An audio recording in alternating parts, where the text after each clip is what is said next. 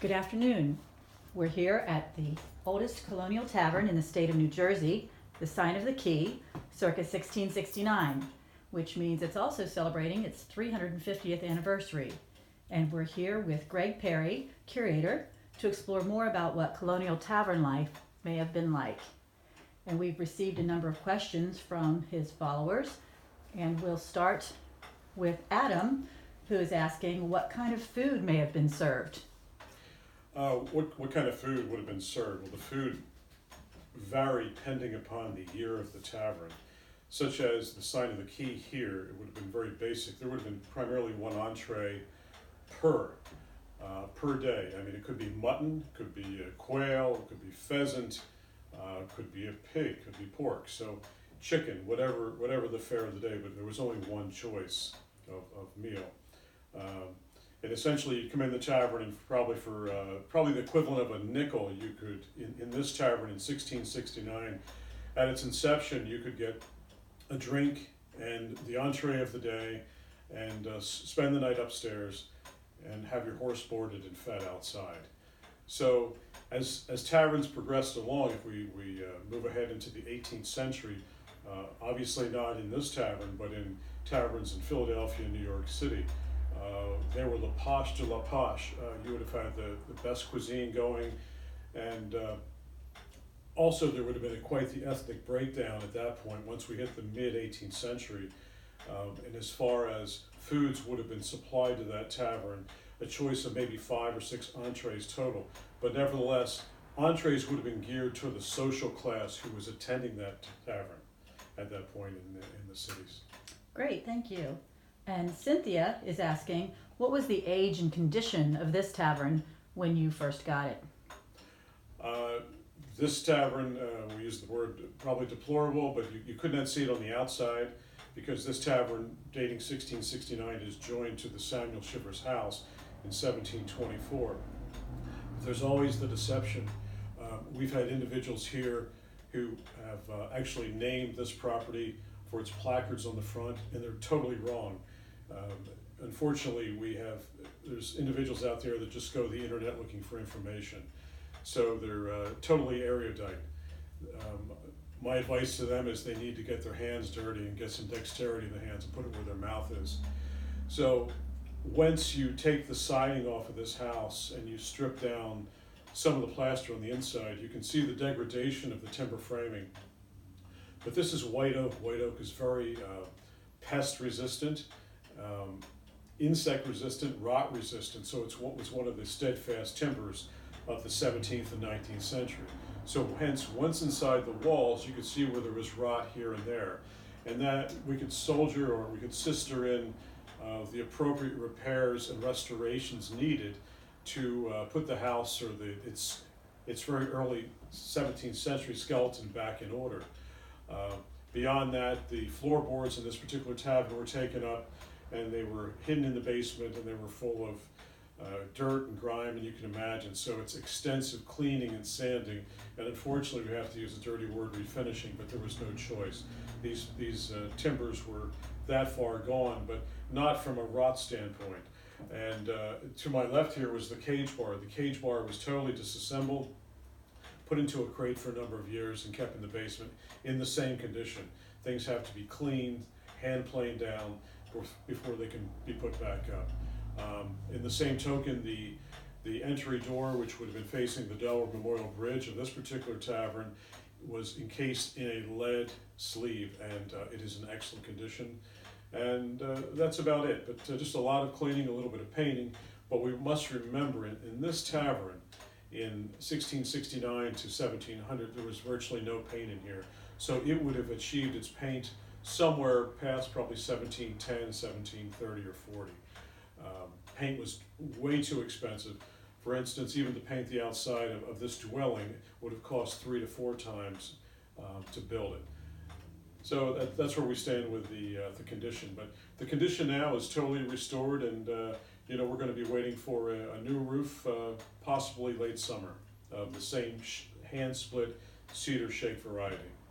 Wonderful. Well, in that same topic, Julian asks, what type of restoration was involved? and what specifically was restored in the tavern? Specifically, as I said, a lot of the skeleton where joints come together.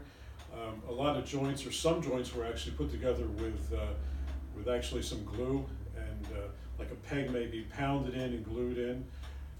Sometimes this was necessary and sometimes not. But where pegs meet and where wood would run down into the joints, that's where most of the restoration occurred. Up and beyond, again, cleaning the floors and all of the wall paneling in here, which had been painted a god-awful white with a spattering of dots, multicolored dots. So we have somebody that had a total disregard of history, that the last individual that owned the house, and so that had to be put back to new. The ceiling had been already stripped. Unfortunately, you're looking at what I'm terming the ceiling, which is the upper floor and the floor joists above me. Originally, there would be no ceiling in here. What had happened was, somewhere probably when Samuel Shivers owned it, he put plaster up, and hence he put lath up and plaster, and that's been torn down by somebody. So it's back to its original condition, looking up toward what would be the ceiling, yes.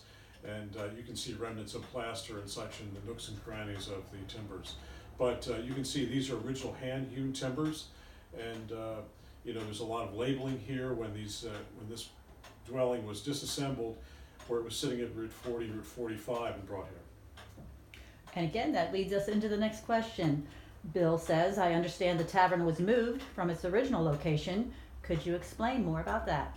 Yes, because John Shivers arrived here in 1650 from Monkstown, Ireland, and he came awarded with several thousand acres of land from King George I. And King George was seeking him to create housing and things of that nature, or not housing, but create communities. So through John Shivers and then Samuel Shivers, the land was sold over the next 65 years to create the actual town of Woodstown, Pyle. He sold land to Pyle for Pyle's Grove, Penn to Penn's Grove, Kearney for Kearney's Point. Land was sold to John Fenwick for Salem. So this precedes John Fenwick by a few years. Wonderful. Okay, and Brad asks, what is the origin of the terms bar and pub, and how might they differ from a tavern? Well, I think the origin of pub is these type of affairs were called public houses in England, and public houses for people who needed a place to get their information. The interesting thing about being the oldest tavern, you can imagine tavern life here in the 17th century. This is one of the only few, maybe a handful, 20 dwellings in all of what we consider West Jersey at the time. And imagine if you were born here and you have this dwelling that you could come to, this quote tavern, and for the first time you start socializing. So civilization really began here. Urban civilization began here in these rural outposts called taverns. But in England, they were called public houses, and public houses were called also coffee houses, a place where people could have breakfast, could have lunch, dinner, and this would have been a very crude version of that. But hence the colonists liked the term tavern over pub, but it was occasionally, sometimes called a grog house. And a grog was an 18th century drink, usually found by taverns down on the river in Philadelphia and Boston.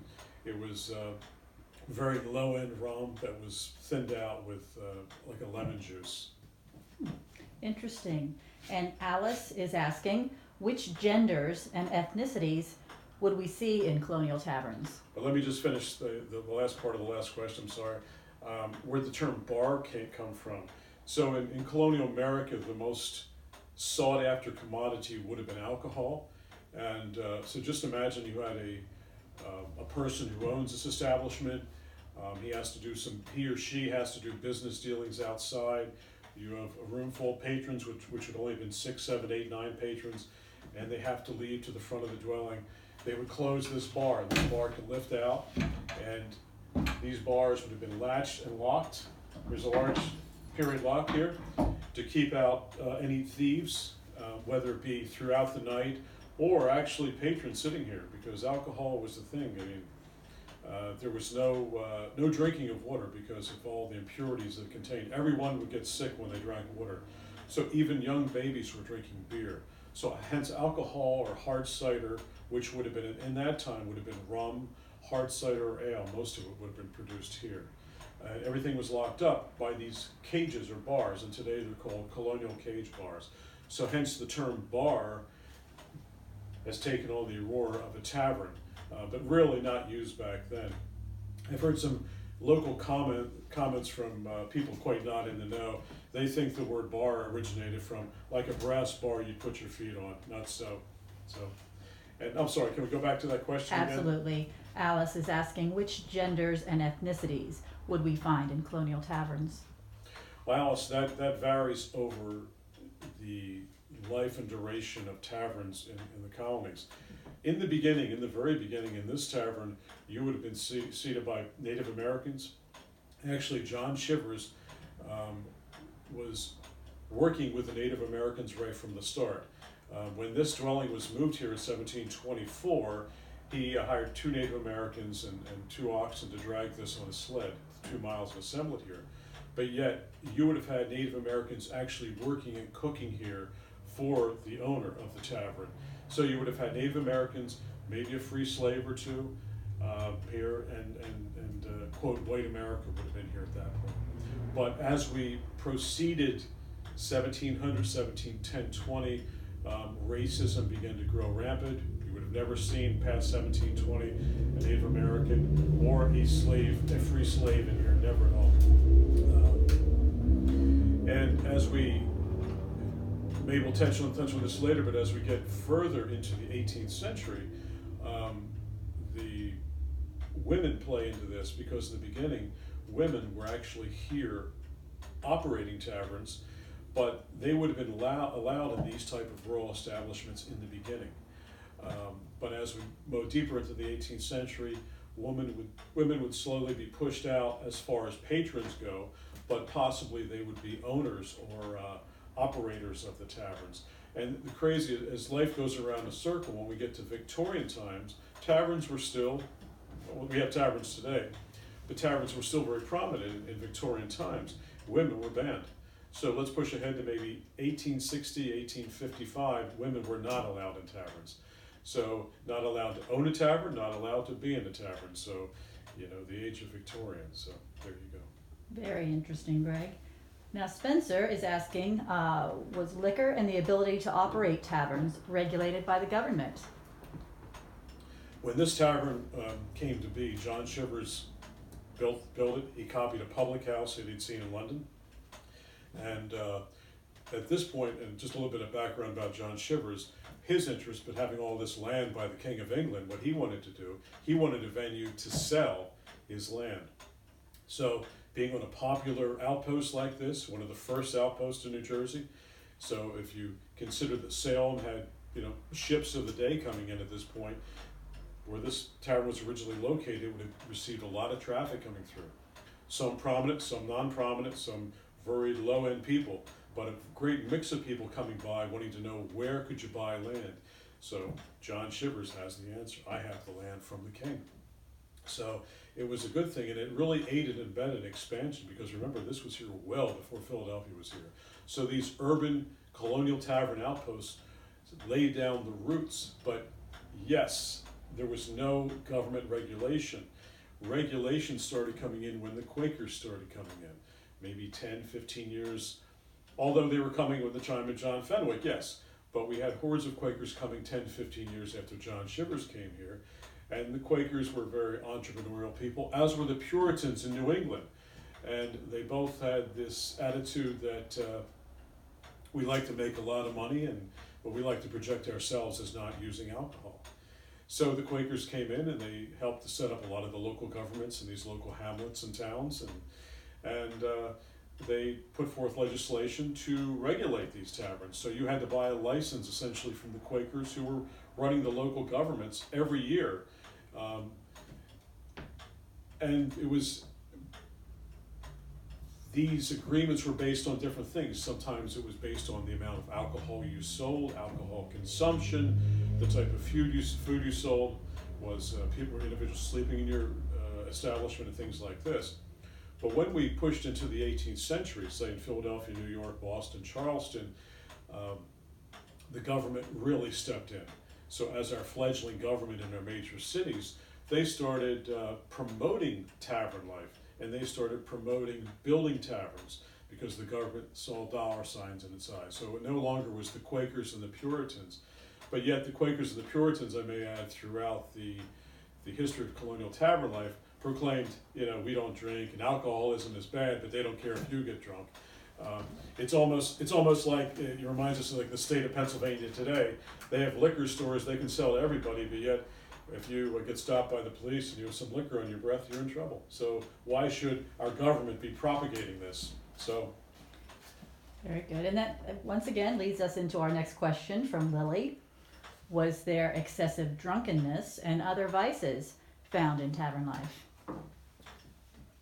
it became obsessive, but you must realize that everyone that came into the tavern is drinking alcohol, whether it be hard cider, rum, or ale. So children, adults were drinking it. So maybe everyone didn't have a buzz on all the time, but they had something going on. And it begs the question, how did we get to where we are today in this country? So, with that excessiveness. But obviously, if you had individuals sitting in this tavern, there's nowhere else to go. There's no other dwelling except the small cabin that you probably live in down the woods to the right. You would have consumed a couple drinks a night, and there was a lot of drunkenness. So the tavern usually closed down 8:30, 9 o'clock, and everybody had to go upstairs and go to bed, or they went out the door. And keep in mind, there was 2 rooms here, particularly in the Sign of the Key, and in the one room, which was the deluxe room, you would have had 2, maybe 3 beds, almost encompassing the entire floor space. So each bed you probably could have sold 6 places. So 6 people would have been sleeping in the same bed with a burlap blanket. And keep in mind the mattress were made of some of straw, some of corn cob husk, the husk that you pull back.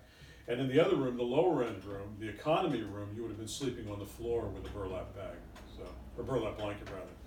And Wow. kind of meeting new friends there. So it could have been very interesting. And keep in mind, people by and large weren't bathing, but once a month, even if that, they probably wouldn't have had a good bath. So things could have been quite ripe there. I have to tell you, Greg, Yeah. I think I would go for the economy room and Yeah. not be 6 to a bed. Yes. But Sarah asks, how did colonial taverns differ from their English counterparts, which you did touch on briefly, but if you could expound on that. Well, they differed in a few ways. There was number one, size. It was they were absolutely huge with vaulted ceilings, and this tavern did not get clocks, as you see. There's two long case clocks going in this tavern till around 1700. But your typical tavern in London, dating back to 1650, would have had a timepiece in it.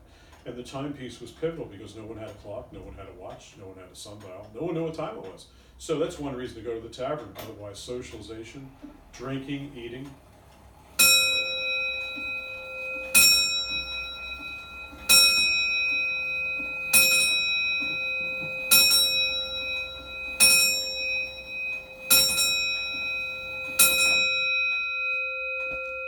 And you can tell our timepieces in the room, which are dating probably 1665 to 1700, have single hands, and that's because the proletariat could not read. But there were other reasons why, comparatively speaking, obviously the English, even the smaller English pubs, people were much more educated than in the colonies. People were just flat out illiterate here, and they would come to. At times, a tavern keeper here would hire someone who could read to come in and read the news of the week or the news of the month to the illiterate, and that was a good reason to come and have a drink and have a meal and to catch up on things. Who's winning the war, or who's coming over? Are we going to rebel against the crown? What's happening? So that was, but much more literate in England. So people read, maybe to a 2nd, 3rd, or 4th grade level, but here illiteracy reigned. And what you would have found in a tavern like this was signage with like fingers pointing this way or fingers showing, the way to the exit or food here or the bar, because people couldn't read at all. So very interesting stuff. But the size, the food that was served, the accommodations were much better in England. Basically, Thank the you. differences.